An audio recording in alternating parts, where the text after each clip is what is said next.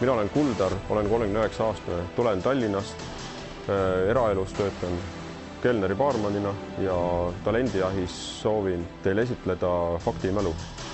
Ma suudan alates 1980. aastast suvalise kuupäeva kohta öelda, mis nädalapäev see on. Mul ei ole kalender pähe õpitud, ma tuletan selle trennipäevikute kaudu. Lisaks sellele on mul meeles ka palju sündmusi. Näiteks Eesti astus Euroopa Liitu 30. aprill 2004, see oli reede. Rahareform oli 20. juuni 1992 ja see oli laupäev. Eesti võitis Eurovisiooni 26. mai 2001 ja see oli laupäev. Täna ma esitan teile oskust seostada suvaline kuupäev nädalapäevaga. No nii, Kuldar, oled sa valmis? Jah. Selge, siis me alustame selle trikiga. Ma võtan siit esimese ettejuhtuva kalendri ja selleks on meil aasta 1999 ja kuu on meil mai ja 28 mai. 28 mai 99 on reede.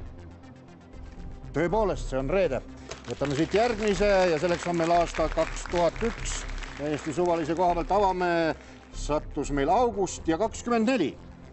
24 august 2001 on reede. Täpselt nii see on. Võtame järgmise kalendri siit ja see on aasta on meil 2000 ja avanes meil august ja 24. 24. august 2000 on neljapäev. See on täpne. Ma ei leia siit nüüd midagi vanemat, aga võtame 80-ndatest ka midagi. Võtame näiteks 81 ja 9. juuli.